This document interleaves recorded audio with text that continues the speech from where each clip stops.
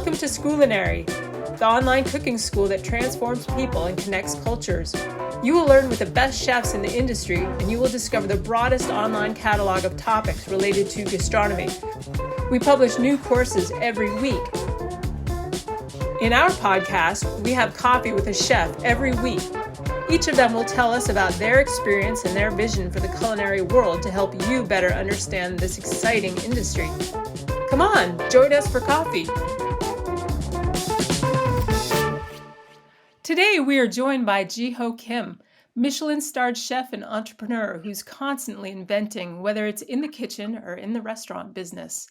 A career pastry chef, Jiho brings his finely tuned sense of creativity plus some techniques of the trade to develop savory dishes with elements and ingredients from his native South Korea. His Scoolinary course, Modern Korean Cuisine, demonstrates his distinct talent for crossing the culinary arts, which he shares with you through his singular dishes. Hi, Jiho. Welcome, and thanks for joining us for coffee. Hi, thank you for having me. Sure. Before we begin, are you a coffee drinker? Yeah, I do drink coffee, but not a lot. I used to drink a lot of coffee at the restaurant, but I learned that a lot of coffee kind of like ruin my stomach. So I just take only one cup of coffee a day. Sure. That's probably a good way to be. So, when you do have your one cup of coffee, how do you like it? Oh, I just like black straight, but I used to like the really bold coffee, but now I kind of like a little kind of light coffee. So sometimes I put just one ice cube in my coffee to make Oh, the not to make it too strong. Yeah. sure. So, if you would please tell us in your own words who you are, where you're from, and that is so our listeners have a chance to get to know you a little bit better. So my name is Jiho Kim, Korean name, classic. And then I moved to US 2004. So I grew up in the Seoul, but mostly my career built in US. So my career started from US in Boston, which is a one of like a kind of factory. I was an immigrant. I wasn't really inspired as being a chef, but at that time I was just working at the factory like a little just make some money to survive. And then Mm. I started working in the factory, and then somehow I end up to work the small like a restaurant, like Alsatian restaurant. And then I really loved that. I worked station garmanje and the dessert, which is like making salad, making flatbread, and then some crème brûlée, and then some molten chocolate cake. And then I started like it, and then I moved up from there. So it took almost like 6 7 years to be the first pastry chef position. Yeah. You've held several prestigious positions as pastry chef in the past 20 years. How has the role of pastry chef changed during that time? So as a pastry chef, first thing I didn't go to culinary school, and then most like technique I learned is a self-taught.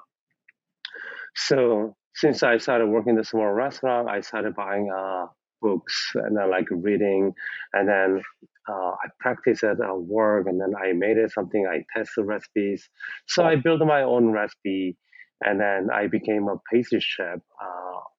And then still, like there's a lot of things to learn, pastry technique, and then there's a lot of things, but. Um, 2013, took the job as an executive pastry chef at the Modern, which is a one of biggest restaurant, and then one of the biggest restaurant in New York City. And then we were one star Michelin star, but we end up the two Michelin star. And then I did really, really enjoy the time, and also I learned so many things. But as a pastry chef, after spend like almost 20 years, I feel like there's no more room to like to learn something as about the. I mean, there's still a lot of things, but I feel like I learned most of like mostly all about the pastry. I can make whatever I want to make it. Like I can write a recipe, whatever I want to. So I get started like a little stuck at the moment, and then also I love working in the restaurant, but also being a pastry chef has like a little limitation for the growing growth Huh. for the restaurant. So, what can be my next step? But after pastry chef, there's nothing really comes in into my mind and the restaurant.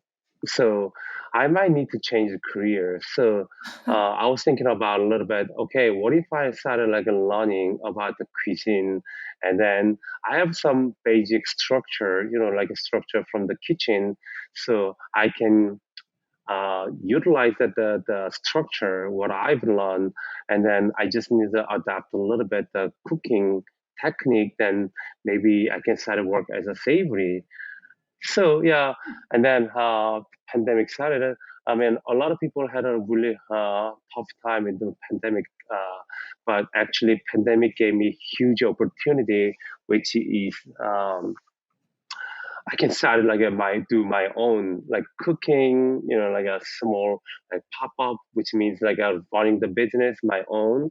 So 2 years, like 2 years of pandemic time, actually gave me like huge lessons to a lot of things, and then that's the top point. My career life is like a fully changed.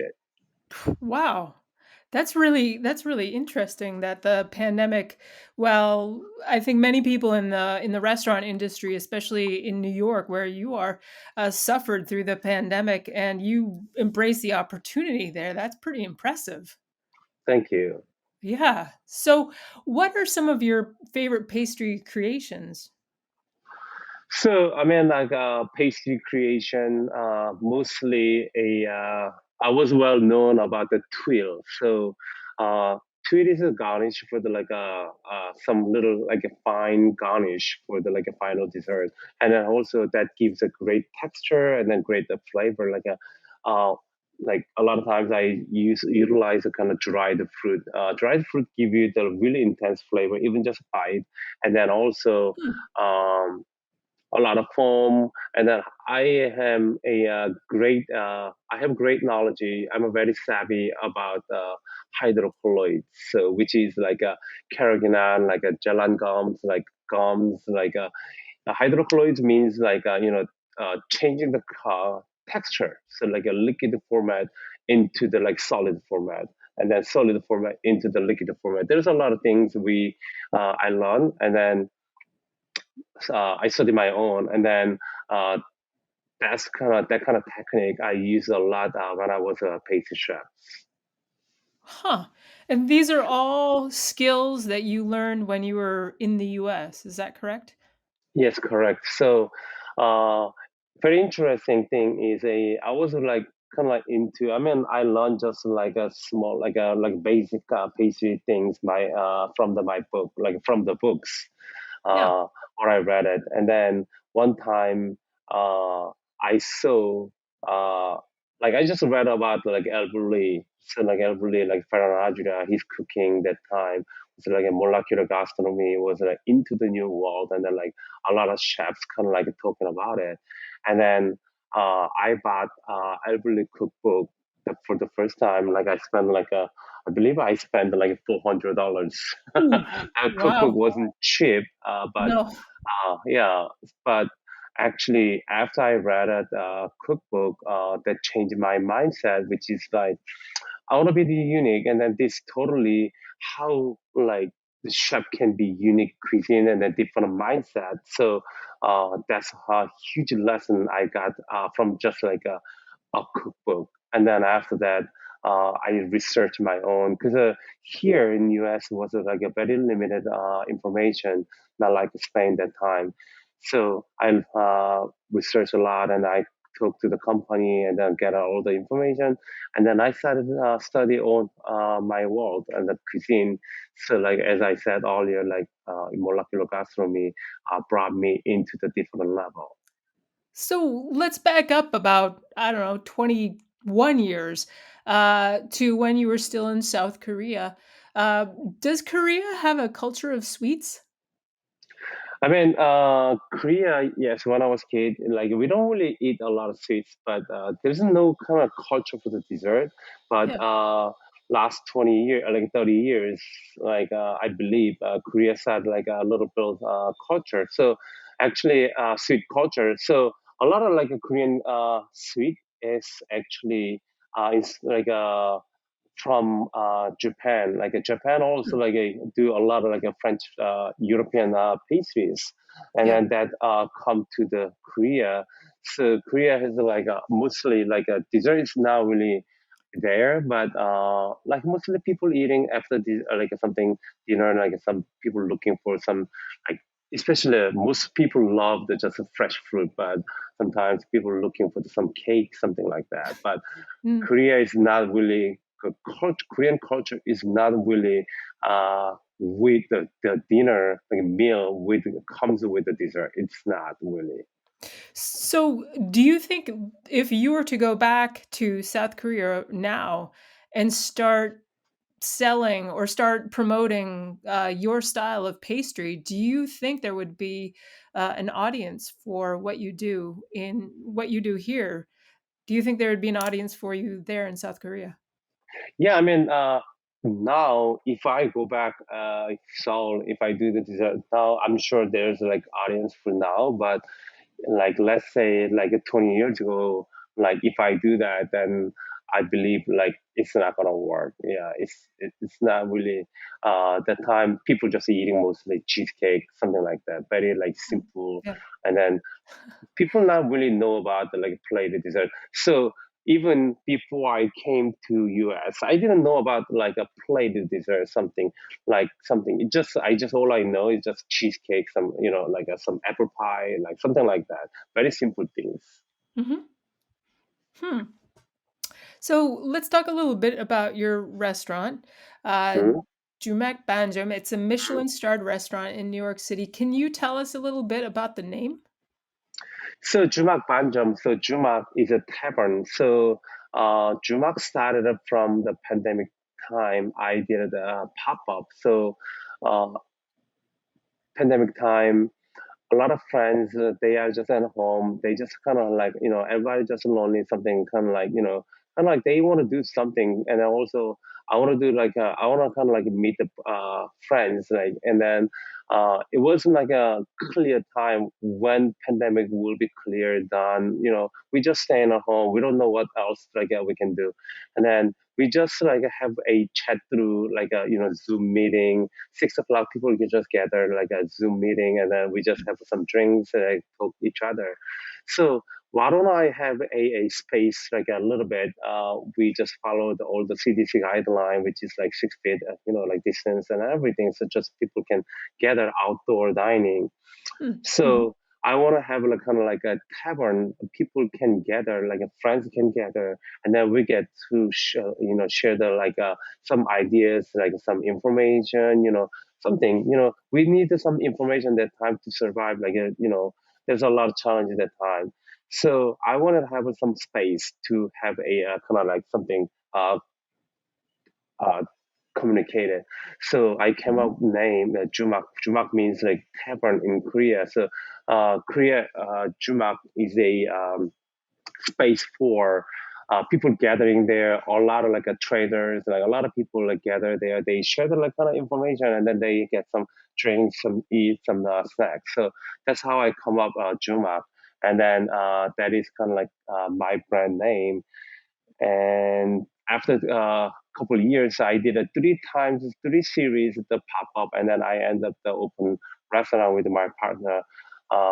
So like, okay, I'm gonna open a restaurant, definitely name the Jumak, but what is our cuisine? So I was thinking about the cuisine, but I've been cooking in New York City for 10 plus years at times. So like, uh, I didn't want to like limit it to what cuisine like something because that's what New York City French restaurant using the gochujang, ganjang, which is soy sauce, and then like kimchi. You can see the kimchi. A lot of restaurants, even Italian restaurant, Mediterranean restaurant, they still use like something. Yeah. So that's what new cuisine. So I didn't want to have like a kind of limited kind of like our cuisine. So I was like researching, and then that time I watched just a like a documentary show, and then that shows like about the Chinese cuisine, uh, like like two 3,000 years ago, when Chinese kind of developed the food and like something from the like sourdough bread actually. Mongolia, they made a sourdough bread like a sourdough starter. So Huh. I thought the sourdough bread is coming from the Europe, but it is a way ahead before actually Chinese made like sourdough bread because they like the way the Mongolian they made the breads, and then it was kind of amazing. And then like a ravioli, like a dumpling, Chinese dumpling.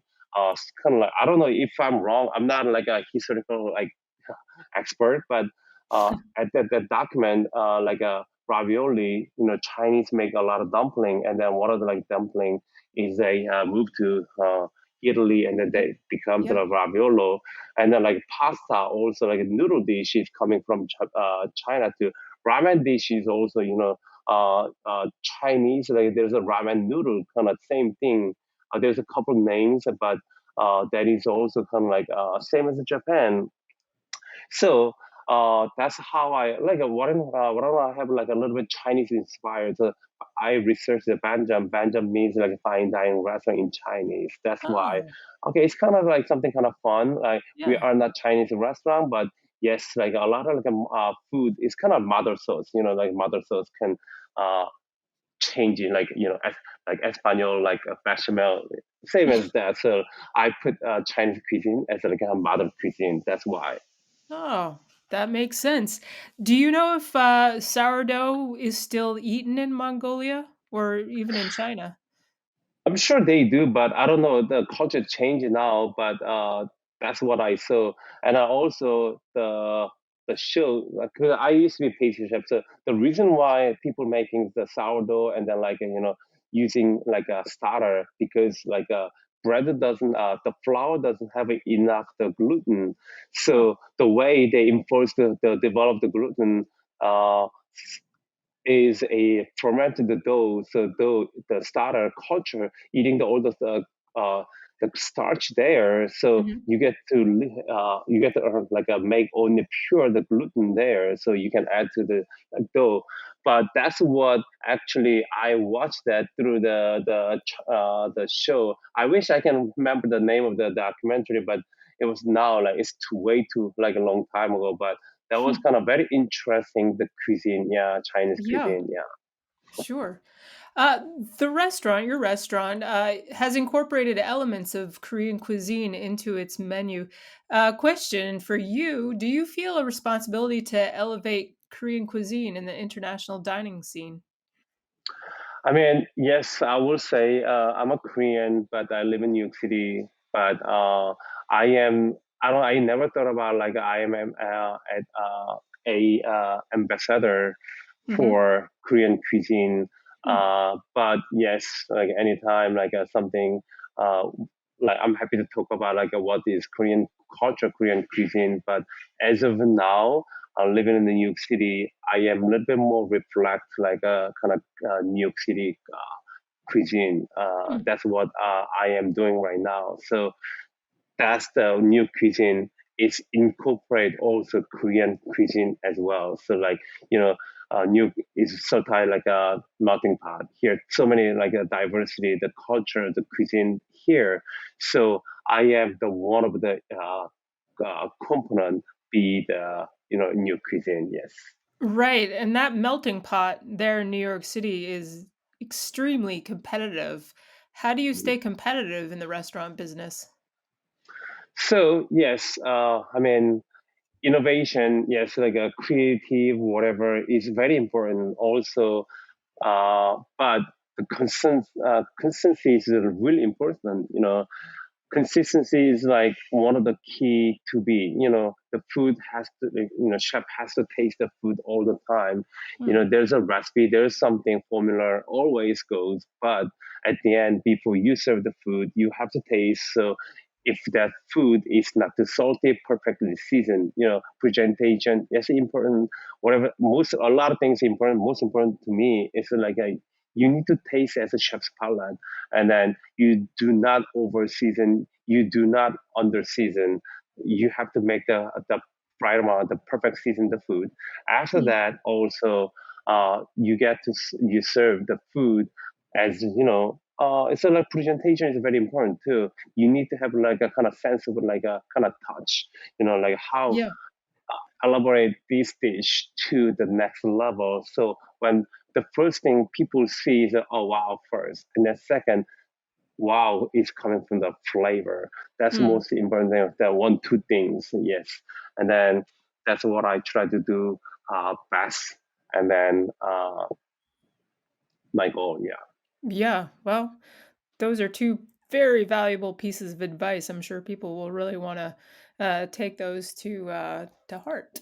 So, Thank you recently started a collaboration with DDO Bar. Can you. you tell us, is that the correct pronunciation? So DDO bar, a lot of people I like that, so I can correct people. So DDO bar is not the right pronunciation. Pronunciation is a do bar. So Oh. there's no such a thing. Korean word to make perfect like the the word in English.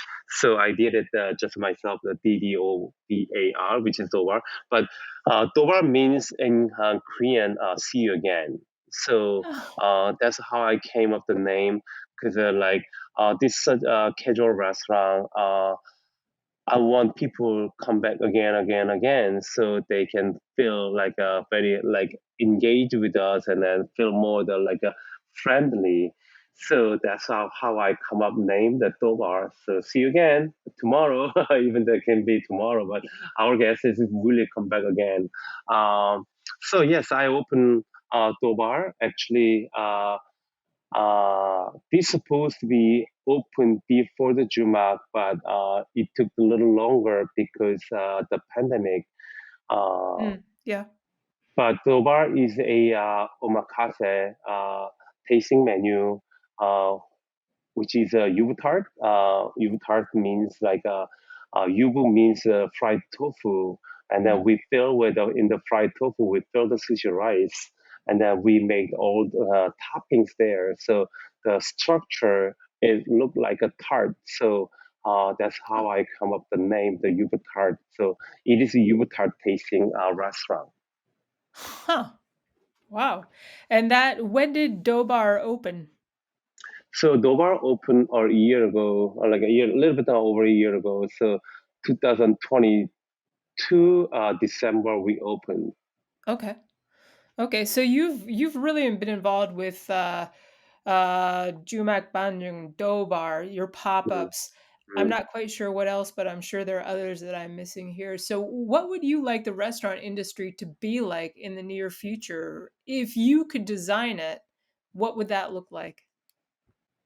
I mean, like, I just love the restaurant culture, like it's such a dynamic, and then, every day there's a little moment we always taste the fail. That's Mhm. what I love in like this industry. And then there's always the chance to kind of like fix that too.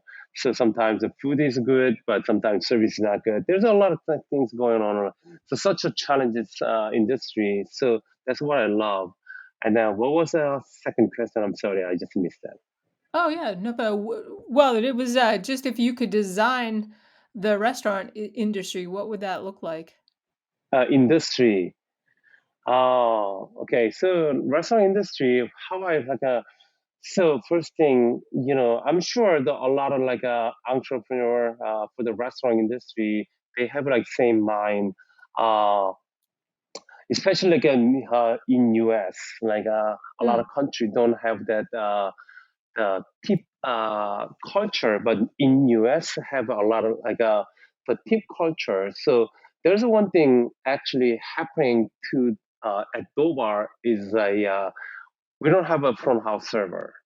Oh, okay. So Dobar doesn't have a front house server service staff. So which means like all the back of the house staffs, they do the service, and then they do share all the tips. So the way uh, actually the projection is all the like back of the house chefs, they can share the tip, so they make the good money. That's what I am looking for the future industry, which is like a no server restaurant. I made it. Uh, yes, it's challenging for me. So tip in employee, and then chefs in the salary is different. If I hire the like tip employee, then I can save the labor cost. But Mm. even I take that the risk to pay more the high labor cost. But I spent the 20 years like in my career. I loved my job, but I wasn't happy what I was get paid like when I was cook. Yeah. As like became a like a well like a kind of established restaurant like at the modern. My salary wasn't bad. It was good, but till then a lot of like me like I was like struggling the financial.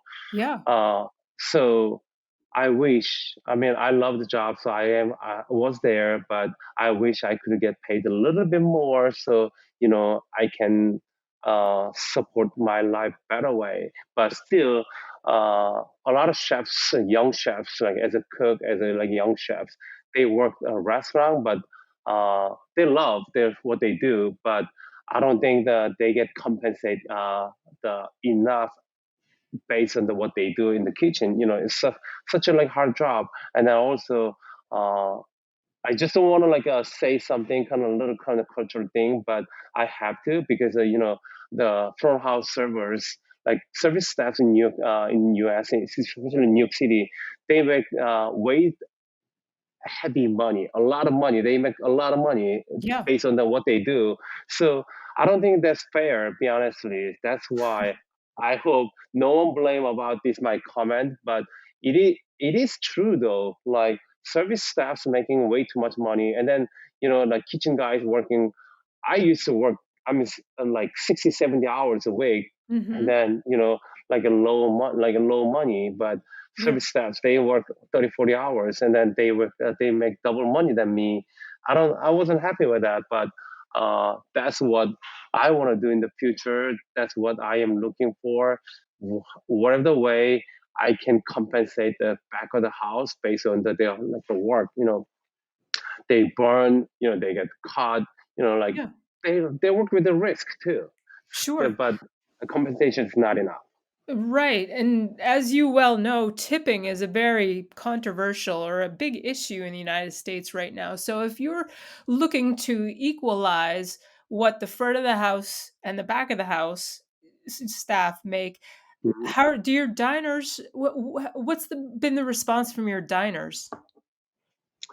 I mean, be honestly, like I noticed that some of the restaurant actually they do the tip line for the service and the tip line for the back of the house too. But Mhm. also it is too much too. Like I don't want to ask like my guests to like, hey, like you had a great meal, great time with us, so can you tip us? It is like I don't know, but I think the culture has to be changed Yeah. because like a tip employee like a guest facing, but at the end all the like a hardware, the everything is coming from the back of the house. Let's say one of the guests didn't enjoy the meal, whatever, like a bite something. So server noticed that, and then they ask the kitchen, they make something. So sometimes, like me, I go to like a kitchen, like the two guests, and then like talk about the food, what they would like, or something, and then we cook. The back of the house guys all cook and then send the food. And that time, who's get honored? Not me, not it's just like financially only front house servers like get the all the honors. Yeah. Why? Because they are the face guest facing job. That's what the code supposed to be. But be honestly, in the busy time, busy service time, we need to pull out a new dish, like something special dishes for the guests. Yes, that's Mhm. for a paint for the back of the house. But we did it. But at the end, who get the like a fruit? It's not the back of the house. We enjoyed it. I enjoy it. I love that because the hospitality is our DNA. But Mhm. sometimes, as like a industry leader, I hope sometimes that kind of situation, I believe back of the house also. deserve something kind of portion from there, but there's no legal support for that. That's only Right. this is only US. Right. New York City diners are a tough crowd to please. What are some of the dishes that you've developed that customers just go crazy for? So yeah, New York City actually, I mean, maybe not right now like a same number, but when I like heard that New York City, even just Manhattan, the small island, has a has 24,000 restaurant and bar in Oh, small island. yeah. That's what I learned. So Wow. which it's not kidding. Like so that means like every blocks has like a restaurant lined up. So New York City, why is tough? Because they know about the food. As a Korean, when I started here as like cooking, and then some people actually they know more than me about the Korean culture, the food. Why? Because they've been dining a lot of places, they've been travel a lot, so they know what is authentic cuisine. So, um, to make the right service, nice food, nice dishes for this crowd, and I have to make a balance. That's what I said. New York cuisine, Hmm. New York City people also really well easily adapt to like a new kind of like a dishes, kind of club, like kind of mixed like a as a culture, Yeah. uh, something. So. Incorporate a little bit of like like a like like French cuisine or American cuisine or Italian Spanish cuisine with something a little hint of like kind of like Korean cuisine. That's what they get excited. And we a lot of people, oh wow, this I never tried like something like this a little bit something. So people sometimes yes, people go crazy about like just like steak, just straight steak. But sometimes people Yeah. like, oh, I want to see I want to check it out at the new like a new restaurant or something, or Hmm. like a Jiho's restaurant something. That time uh, it's just great, but it's nothing like sometimes people critical about like a creative, like, it was good, but it's just okay. Why? Because it's nothing special. It will just taste good. But sometimes New York City, you need to create like your own color, your own tone to tell the guests.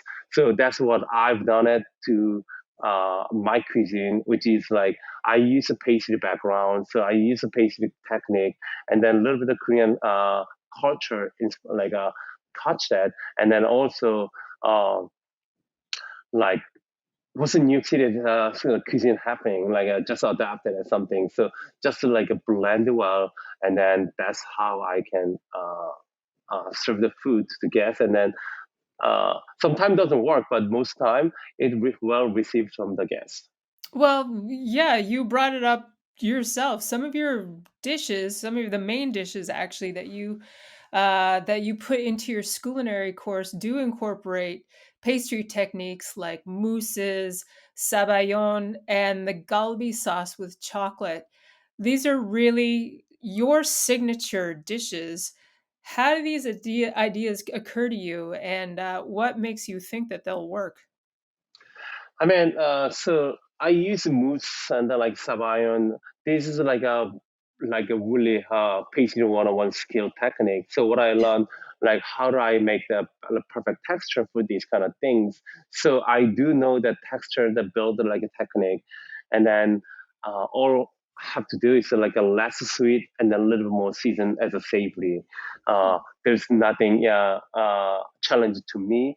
Change like like a something kind of like a mousse, like a let's say like a vanilla mousse. Then vanilla mousse, silky texture, like something. But I can change the black pepper mousse with a little seasoning, so people get to like a great flavor. And then instead of using a heavy cream, I can do, I I made my own heavy cream as well too. So lots of butter, like what I learned chantilly cream. Sometimes I make the chantilly cream with a straight butter. So like butter with a Whoa. little butter with I just melted butter with like skim milk and then infuse it, and then I can come up the ratio the butter fat heavy cream. So what I can do, like a lobster, like a chantilly cream. How I can make it like lobster chantilly cream. No one knows, but you can cook your like a lobster, or whatever. But also to me as a pastry chef, okay, I'm gonna make the lobster butter, and then after lobster butter, like a 45%, like let's say recipe wise, like 4,500 gram lobster butter incorporated with like a 550 gram skim milk, melt together, emulsify well, and then chill, and then you can whip it like a chantilly cream. That's what I came up as a pastry chef to the savory. Yeah, use the technique. Yeah. Wow, that I have to try. The next time I go back to my home state of Maine, I have to try that. So, Oh, you're thanks. from Maine. I am. Yeah. So your course is aimed mostly at professionals. What are some of the skills that would be helpful to have to take your course? uh, so I mean, like I use a lot of Twill. So Twill is like kind of like as I said, Yep. uh, I dried out like a fruit. A lot of people like thinking as the fruit leather or something, but I make the, like a gochujang tuile. That's the eel dish I made at the Scoolinary. So gochujang, I incorporate for the gochujang and then a little ketchup, and then I just dry it out with a little stabilizer, like xanthan stuff like that. And then I Mhm. just dry it out and then make a little chard, and then that chard give you the like a perfect texture, the crunchiness, and then also give you the like a impact flavor. You're not really eating a lot of ton stuff, but you get a little bit the flavor, like intense flavor that kind of gives like a kind of linger in your mouth, and then when you're eating, you still have the like a flavor. So, uh, uh, that kind of skill, and then also, I don't know.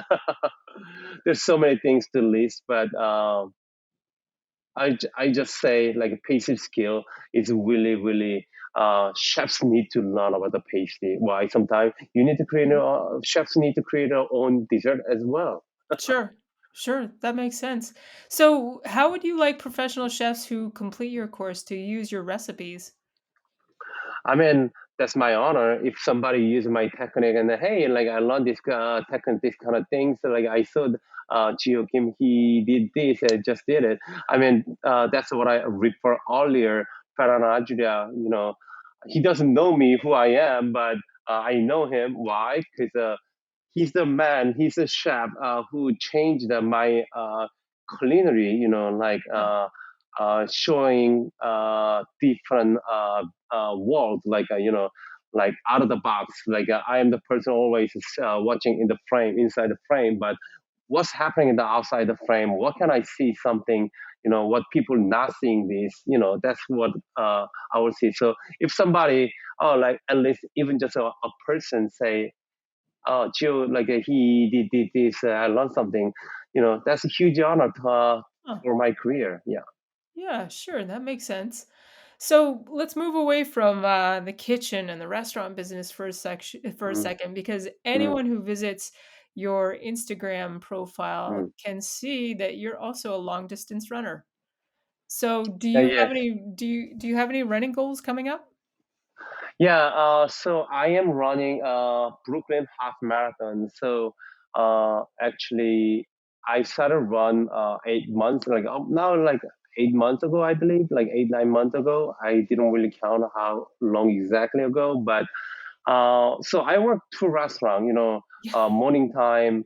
I actually I run a bakery as well too. So I have another. So like my day started from like 8:30 in the morning, come to work. So and Yeah. then end up like midnight. Sometimes I stay like later than midnight too. Mhm. So mentally, I'm happy to be at work all the time, like a lot of things, because this is what I love.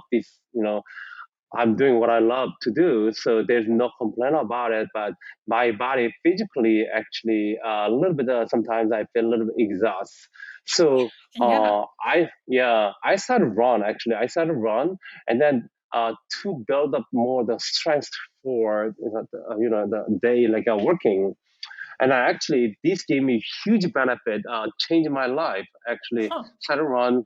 I didn't really like aiming. I didn't really aim that long distance run, but um, started run, and then actually it gives like a really, really like a freshness, and then also give the a lot of like a kind of strength, like a like especially like leg, like I'm Yeah. standing all day, so I need strength, build the strength to my legs, like the running gave me like a huge like benefit for the like strength for the a day. Yeah, like just like working. Yeah. Right. So let me get this straight. So you're working Mhm. maybe up to 16 hours a day, but Yeah. you're also running so that you can build your endurance so that you can work those long hours. Yeah. Is A lot of people telling me you're like crazy, but uh, there's another thing. I love challenge. So when I Clearly, have a yeah. challenge in my mind, hey, this is my challenge. This is what I want to do. I'm excited all the time. But if I don't see what is my challenge, then I have no energy. So that's another thing. And when I was at the modern restaurant, I worked 6.5 years. And then when I was there like 50 years, and then what is my challenge here? Like I Hmm. set up everything, like I build the team well. And then like there's nothing nothing comes up to me like what's my challenge? Like let me make just challenge something. Hmm. So I feel like I get spoiled at the moment. That's how also I started learning about the cuisine from the savory side. Oh, that is that's pretty interesting. If you like this episode, don't miss an episode by becoming a member. We're waiting for you each week with more guests. We're on all podcast platforms. Just search for Coffee with Scoolinary. We're also waiting for you at our website and on our social networks, where you can get to know all our courses and teachers.